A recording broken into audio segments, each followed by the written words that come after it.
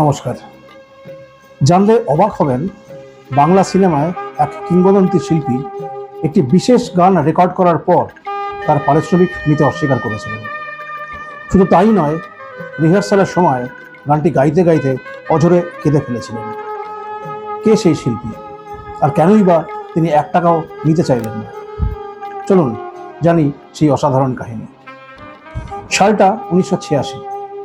Recording স্টুডিওতে উপস্থিত সুরকার অজয় দাস, স্বয়ং কিশোর কুমার আর পরিচালক সুখেন দাস। গানটি লিখেছিলেন গীতিকার গৌরী প্রসন্ন মজুমদার। রিহার্সাল চলাকালীন হঠাৎ দেখা গেল গানটির কথাগুলো গাইতে গাইতে কিশোর কুমারের গলা ধরে আসছে। তিনি আর নিজেকে ধরে রাখতে পারলেন না, ডুকরে কেঁদে উঠলেন। রেকর্ডিং শেষ হওয়ার পর কিশোর কুমার পরিচালক সুখেন দাসকে ডেকে বললেন, সুখেন, প্রডিউসারকে বলে দিও এই গানের জন্য আমি কোনো পারিশ্রমিক নেব না।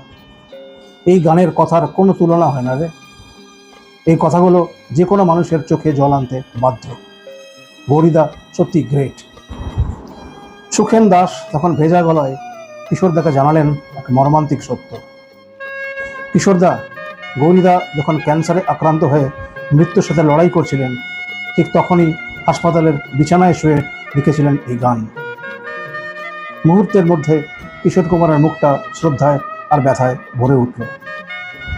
সেই অমর সৃষ্টিটি ছিল, এই তো জীবন, হিংসা বিবাদ লোভ ক্ষোভ বিদ্বেষ, চিতাতেই সব শেষ। হ্যাঁ, ঠিকই ধরেছেন, এই কালজয়ী গানটি ছিল অমরকণ্টক সিনেমা।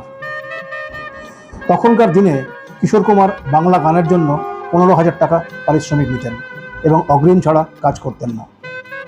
কিন্তু শুধুমাত্র গানের গভীরতা আর গৌরী প্রসন্ন মজুমদারের প্রতি সম্মান জানিয়ে তিনি অবলীলায় পারিশ্রমিক নিতে অস্বীকার করেছিলেন। কতটা বড় মনের মানুষ হলে এমনটা করা সম্ভব, ভাবুন তো একবার।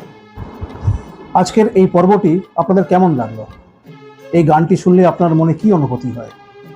কমেন্টে অবশ্যই জানাবেন। আর এরকম আরও জানা অজানা গল্পের জন্য আমাদের চ্যানেলটিকে লাইক, সাবস্ক্রাইব আর শেয়ার করে পাশে থাকবেন। দেখা হচ্ছে পরের ভিডিওতে। নমস্কার।